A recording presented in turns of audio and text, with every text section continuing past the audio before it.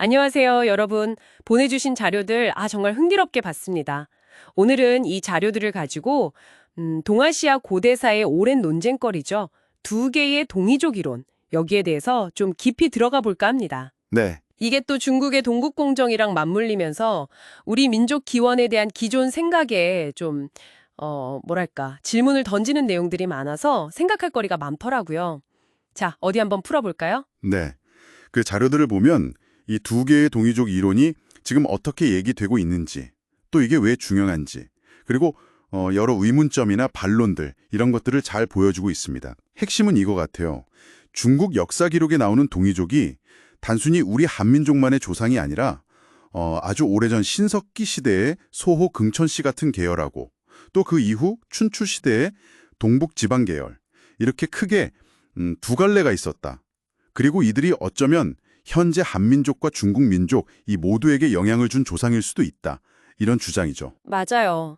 그러니까 예전에는 그냥 우리 조상 이렇게만 생각했던 동이족을 이제는 중국하고의 어떤 공동조상 가능성까지 열어두고 본다는 점. 이게 딱 논점의 중심인데요. 이 관점이 왜 이렇게 중요하게 다뤄지는 건지, 또 어떤 궁금증들을 만들어내는지 자료 보면서 한번 속 시원하게 파헤쳐보죠.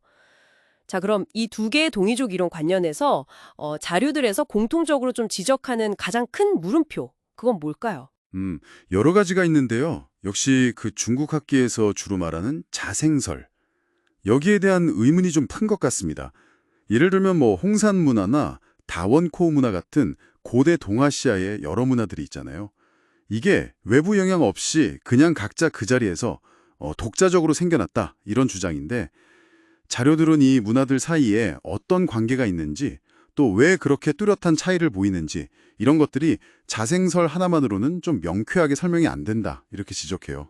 아, 예를 들어서 같은 시대에 더 발전했던 서아시아 문명이랑 왜 비슷한 점이 보이는지 이것도 그렇고 또 결정적으로 왜 지금 한국하고 중국은 언어나 풍습 같은 데서 이렇게 확연히 차이가 나는지 이걸 답하기가 어렵다는 거죠. 자생설만으로는. 그렇군요. 그냥 각 지역에서 저절로 문화가 생겨났다고 하기에는 설명 안 되는 연결고리나 아니면 너무 뚜렷한 차이점들이 많다 이런 거네요. 뭐 고고학적인 증거나 언어적인 차이 같은 것들이요. 네네. 그래서 이 자생설의 어떤 빈틈을 메우려고 다른 가능성, 그러니까 이동설이라던가 전파설 같은 이야기들이 나오는 거고요. 정확합니다. 보내주신 자료들에도 보면 다양한 이동 가설들이 언급되죠. 아주 오래전에 그 라쿠페리 같은 학자가 황제족이 바빌로니아에서 왔다 이렇게 주장한 것부터 시작해서 자크 아탈리 같은 사람은 중앙아시아 아랄해 부근에서 큰 민족 이동이 시작됐다고 보기도 했고요. 서양 학자들 이론도 있고 네. 또 한국 학자들 중에서도 정영진, 주채혁, 김채수, 김병모, 윤명철, 송동건 이런 분들이 각자 다른 근거를 가지고 우리 민족 기원을 꼭 한반도나 만주 안에서만 찾는 게 아니라 서쪽, 북쪽, 아니면 바닷길 이렇게 다양한 경로를 통해서 외부에서 들어오고 또 섞이고 그런 결과로 봐야 한다. 이런 시각들을 제시했죠. 와. 핵심은 이 이동설들이 공통적으로 뭐랄까 한민족의 기원이라는 게 훨씬 더 넓은 무대, 유라시아 전체의 어떤 교류 속에서 봐야 할 수도 있다. 이런 가능성을 열어둔다는 겁니다. 이야, 정말 우리 뿌리를 찾는 여정이 생각보다 훨씬 더 스케일이 컸을 수도 있겠네요. 그런데 자료에 보면 이렇게 여러 가지 이동설, 전파설들을 뭔가 하나로 좀 엮어보려는 시도도 소개가 되던데요. 그 오강길의 아랄 문명 이론이요. 이건 뭔가요? 아, 네. 오강길의 아랄 문명 이론은 아주 흥미로운 가설인데요.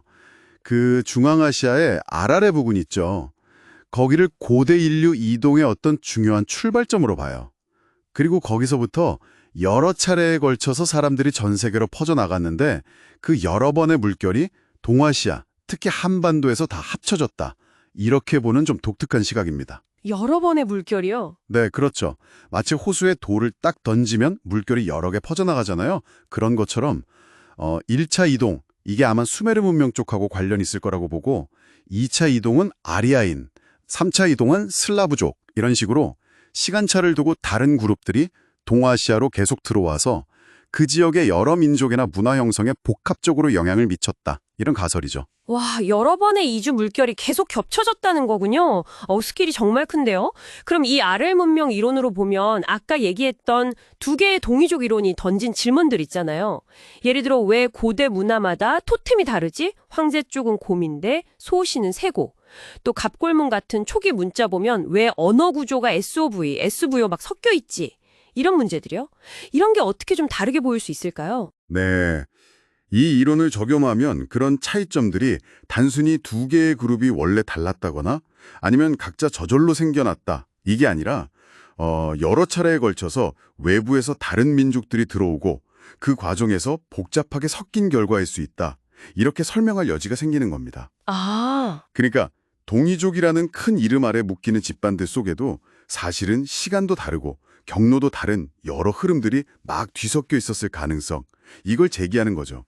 훨씬 더 역동적인 그림이 그려지는 셈입니다. 결국 오늘 저희가 살펴본 이 자료 속 두 개의 동이족 이론은 뭐랄까 그 이론 자체가 맞다 틀리다 이걸 떠나서요. 우리 역사의 시작을 훨씬 더 복잡하게 또 여러 층위에서 보게 만드는 중요한 계기가 되는 것 같습니다. 그냥 하나의 뿌리, 하나의 민족 이런 단순한 그림보다는 훨씬 더 넓은 유라시아 대륙의 거대한 흐름 속에서 우리를 이해해야 할 필요성을 던져주는 것 같아요. 맞습니다. 어쩌면 동이족이라는 그 말 자체가요. 딱 고정된 어떤 실체라기보다는 시대를 거치면서 또 누가 어떤 관점에서 보느냐에 따라 계속 의미가 변해온 하나의 복합적인 역사적 개념일 수도 있겠다. 이런 생각도 듭니다. 오늘 저희가 이야기 나눈 여러 이론들은 뭐랄까 정답이라기보다는 그 복잡한 과거를 이해하려는 다양한 시도들, 이렇게 봐야겠죠. 네. 오늘 탐구를 통해 얻는 가장 큰 생각거리는 아마 이거 같습니다. 우리 역사의 뿌리가 우리가 막연히 생각했던 것보다 훨씬 더 넓은 지역, 그리고 훨씬 더 다양한 사람들과 얽혀 있을지도 모른다는 그 가능성이요. 그렇다면 여러분께 마지막으로 한번 던져보고 싶은 질문은 이겁니다. 고대 동아시아라는 그 거대한 무대 위에서 펼쳐졌던 수많은 이동과 만남, 그리고 그 섞임의 흔적들이 오늘날 여러분의 삶과 정체성 속에는 과연 어떤 무늬로 새겨져 있을까요? 한 번쯤 되새겨보는 시간을 가져보시면 좋겠습니다.